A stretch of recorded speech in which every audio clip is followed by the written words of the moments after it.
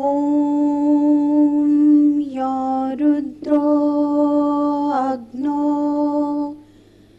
य अपसु य औषधीषु या वनस्पतिषु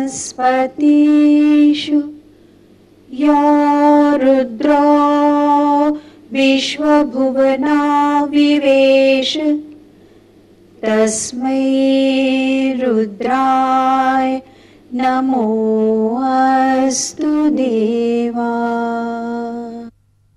O thou Lord Nature, art bountiful, the warmth of the sun, the freshness of air and water, the entire green cover of herbs, shrubs and trees are all an eternal blessing from you, Lord Nature, to this world.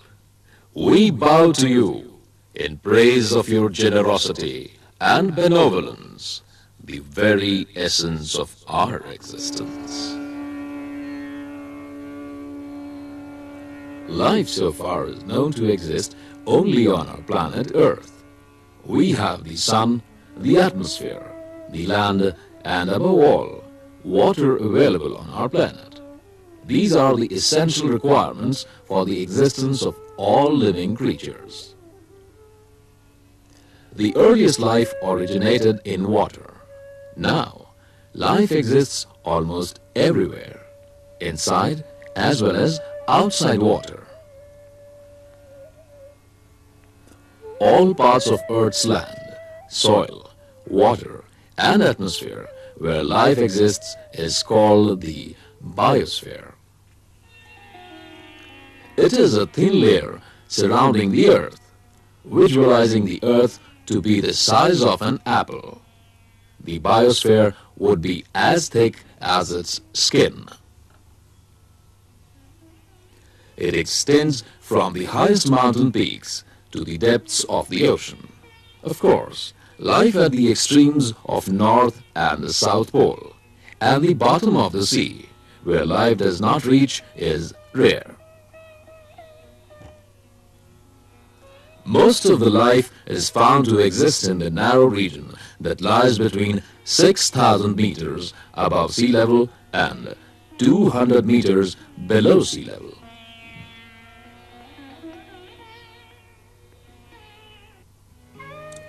Living organisms constantly interact among themselves and with the non-living components of their environment. A particular area of land or of water where organisms interact among themselves and with their physical environment forms an ecosystem. There are a number of such functional units or ecosystems within the biosphere. Therefore, an ecosystem is a defined unit as compared to the complete biosphere.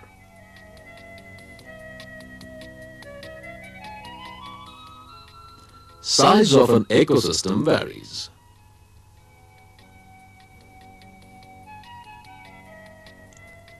It may be as small as a properly maintained household aquarium,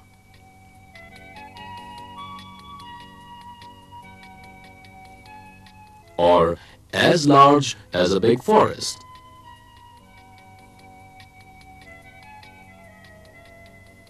or a large lake, an estuary, or an ocean. An ecosystem is complete when it contains all the necessities for its continuity and permanent existence. It should contain both biotic or living and abiotic or non-living components. The abiotic components which constitute the physical environment include light, water, soil, inorganic nutrients, various gases of the atmosphere like oxygen, carbon dioxide, and nitrogen. Yet another important abiotic component of an ecosystem is its temperature. whereas the biotic components comprise all life forms and can be categorized as either producers or consumers. The producers can manufacture their own food. These are mainly green plants called autotrophs. They provide food to the entire ecosystem. Autotrophs prepare food in the presence of sunlight by using water and carbon dioxide through the process called photosynthesis. Later, this food is consumed by other organisms called consumers. Consumers are heterotrophic organisms that consume the food prepared by the autotrophs. The organisms that feed directly upon green plants are called herbivores or primary consumers.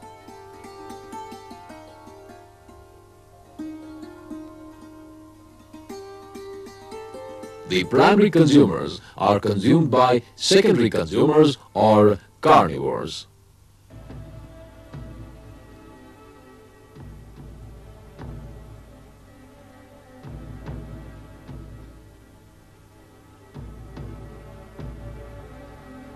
The carnivores may be further consumed by the tertiary consumers and quaternary consumers.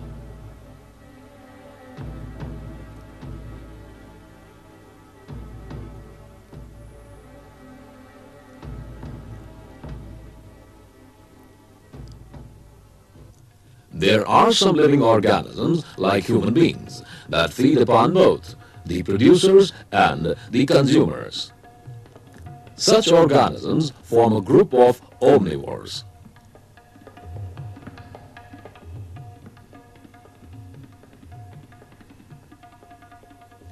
This sequence of organisms in an ecosystem where the organism serves as a food for next higher organism is called food chain.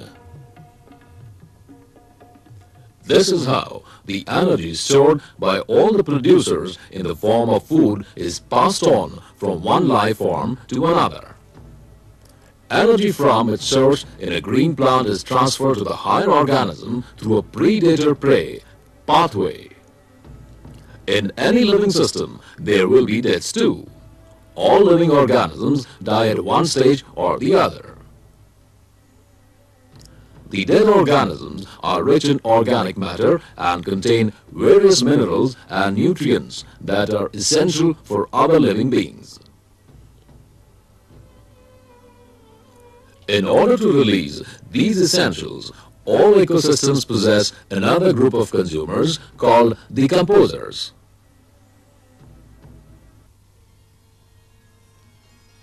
These are mainly fungi and bacteria.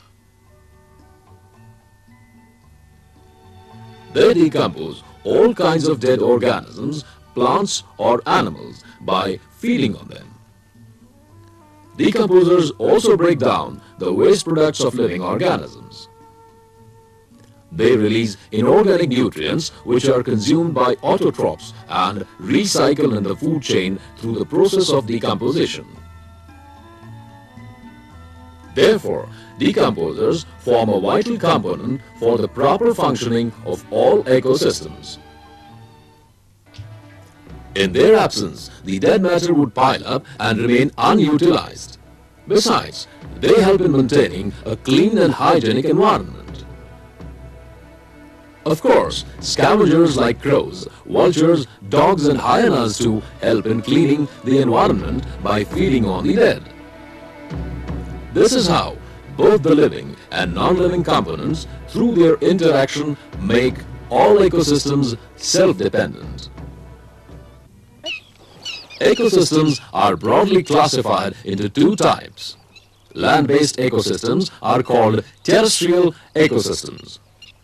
Forests, grasslands, and agricultural fields are some of the examples. Water-based ecosystems are called aquatic ecosystems. These could be ponds, lakes, rivers, estuaries, and oceans.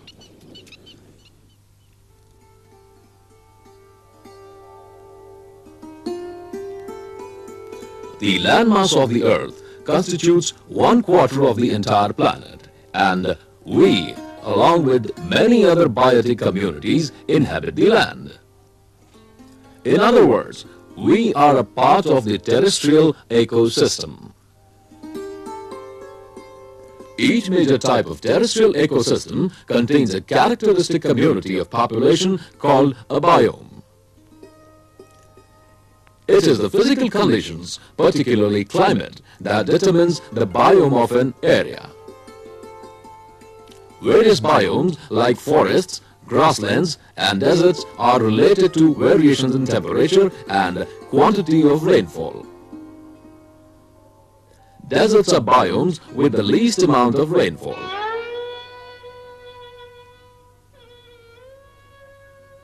The Indian desert forms the east end of the greatest desert of the world. It extends from the Atlantic coast of Africa, including Sahara, over part of Arabia, South Persia and Balochistan.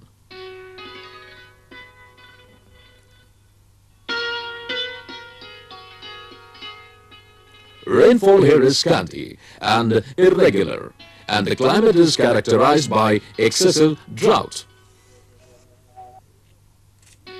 In deserts, the days are hot due to the direct solar radiation, and nights become very cold because heat easily escapes into the outer atmosphere. Since the arid and windy climate of the desert is hostile to vegetation, only plants possessing special adaptation are able to survive. Their distinct features being, firstly, to obtain water, and secondly, to retain it when obtained. Therefore, the vegetation mainly consists of xerophytes, that is, thorny shrubs and perennial bushes, which are capable of great drought resistance. There are few forms of trees like babool and euphorbia species too. These are generally thorny or prickly, as they have to save themselves from desiccation, water loss, and from being eaten away by animals.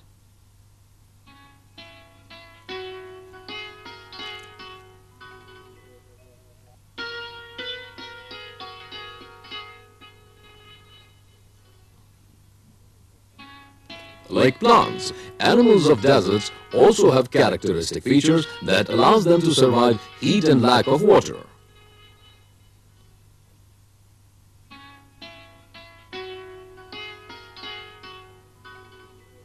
Animals with burrowing and nocturnal habits can live advantageously in deserts.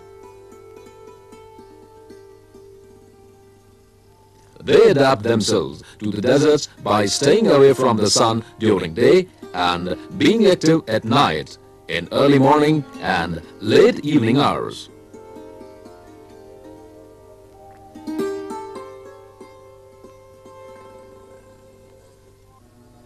Millipedes, centipedes,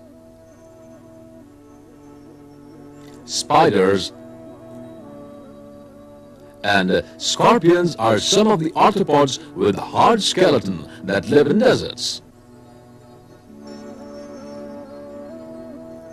Reptiles, especially lizards, and snakes, and running birds are some of the vertebrates predominantly found in deserts.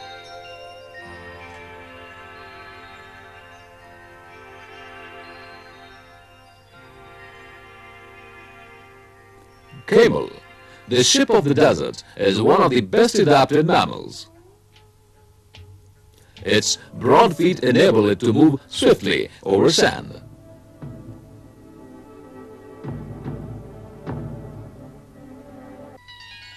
And the reservoir of fat within the hump allows it to live without food and water for days together.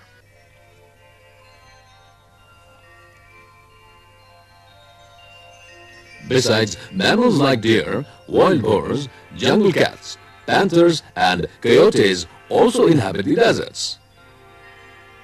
Of course, these animals have a tremendous capability of adapting themselves to any other biomes like the forests or grasslands. Grassland is a biome where rainfall is higher than the deserts but is insufficient to support a forest. Typical grasslands comprising vegetation formation are generally found in temperate climate. In India, very rich grasslands are mainly found in Himalayas.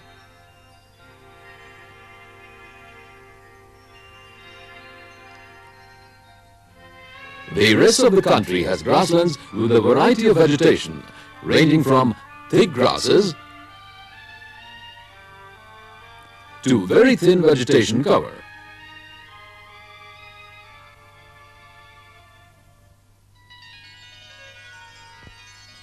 The extensive matted root system of grasses holds the soil tightly and absorbs surface water efficiently. It allows them to multiply and recover quickly from drought, cold, fire, and grazing.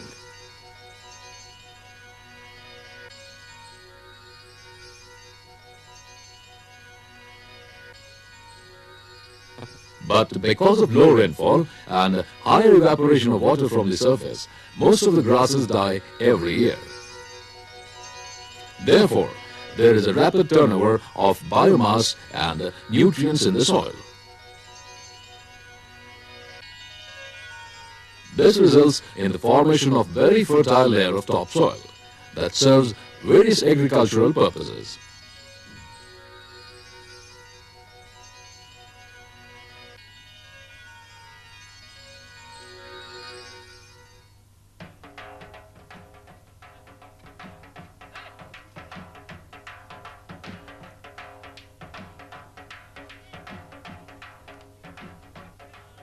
Besides, grasslands are also known as grazing ecosystems. The herbaceous layer of woody shrubs and trees growing there serves as fodder for all grazing animals. These especially are the ones that provide food, milk, wool, hide, and transportation to man.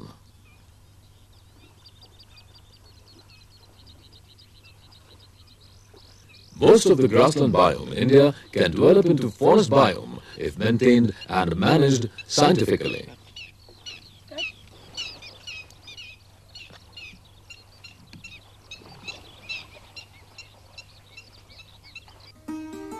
Forest biomes are most complex of all biomes, which mainly comprise tall and evergreen trees. These specially provide natural shelter for a large variety of wild animals.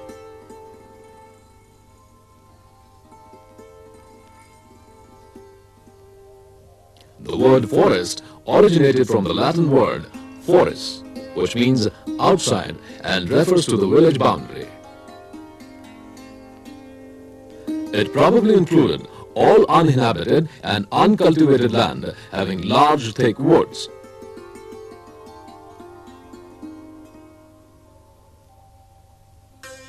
The forest biome requires an adequate rainfall, much higher than the grassland biome.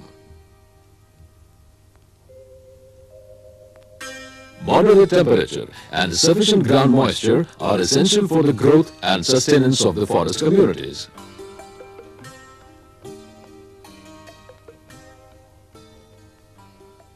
The forests may be evergreen or deciduous. Evergreen forests mainly include cone-bearing trees that have needle-shaped leaves and remain green throughout. Whereas the deciduous forests by and large include trees that gain and lose their leaves because of the alternating seasons through summer and winter. Forest zones change with altitude because vegetation is partially determined by climatic conditions.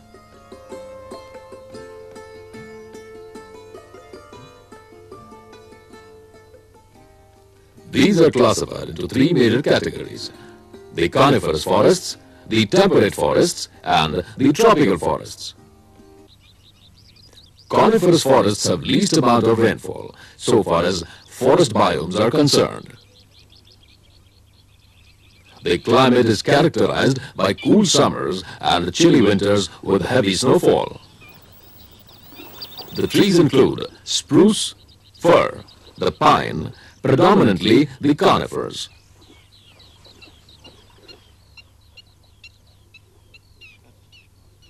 The thick vegetation cover of coniferous forests does not allow sufficient sunlight to filter down to the forest floor. As a result, no shrubs can grow. Instead, lichens, mosses, ferns, and some types of flowers are found growing close to the ground. The temperate forests grow under moderate climate with well-defined winter and summer seasons and relatively high rainfall. The soil is quite fertile with rich humus formed by rapid litter decomposition.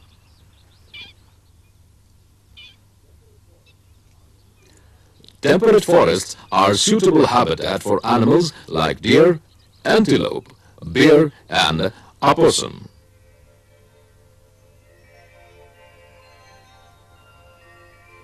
Dominant trees are oak, hickory, beech, chestnut, and cottonwood.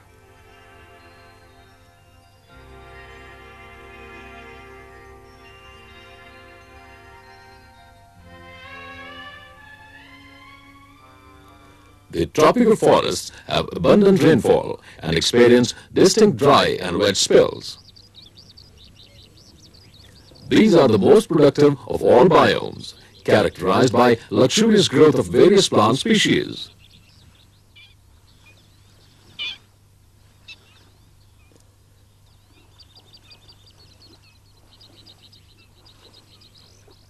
The trees of a tropical rainforest form a canopy in which organisms can spend their entire life.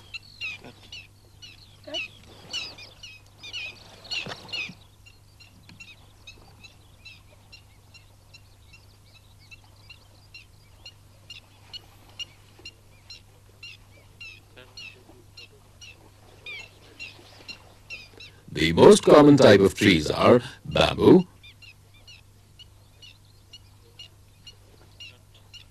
and epiphytes like pineapple, orchids, and various fern families.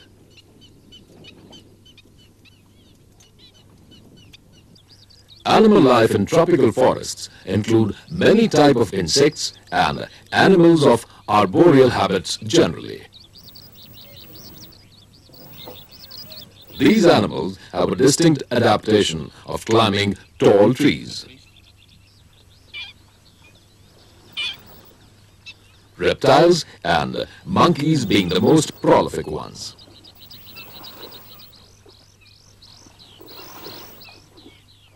Birds are often beautifully colored.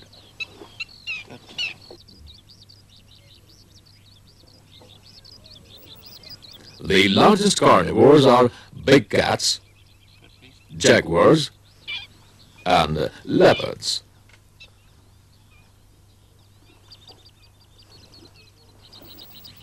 The entire forest biome is undoubtedly a very vital component that essentially helps sustain and support most of the life forms on planet Earth.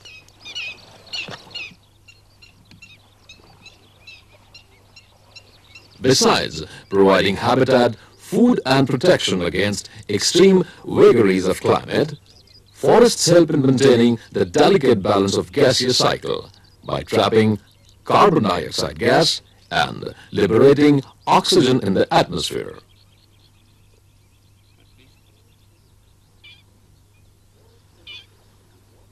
Forests regulate the water cycle, moisture retention and fertility of the soil also.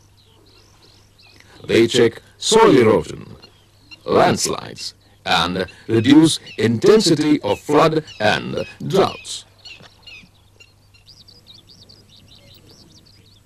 Forests are an asset especially of aesthetic, touristic, and cultural value to the society. But the alarming rate at which we are losing forests may one day prove disastrous and bring all these natural interactions to a grounding halt. For destruction of natural vegetation cover on Earth may cause loss of topsoil, lowering of groundwater level, soil erosion and frequent landslides, lowering of rainfall which adversely affects the water cycle, flash floods, loss of fauna and flora, and drying up of perennial springs due to thinning of snowline on mountains. These calamities eventually cause grave ecological imbalances that may culminate into drought and finally create desert-like conditions. After all, what is desertification? It is the overexploitation and destruction of the biological potential of the land that ultimately leads to create desert-like conditions.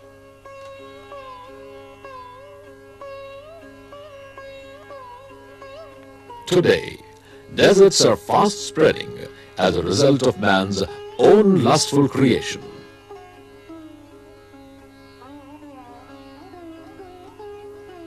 Restoration of a fragile ecosystem in deserts is quite slow.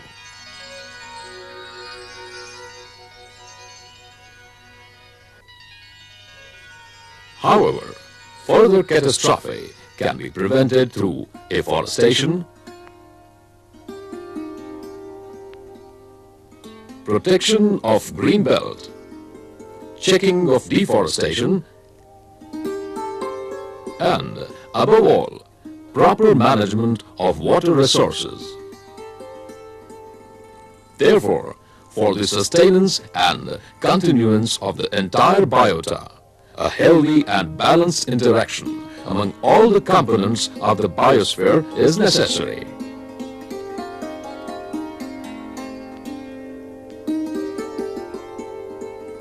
And man, the master of all ceremonies, can contribute a great deal towards preservation and upkeep of this natural heritage.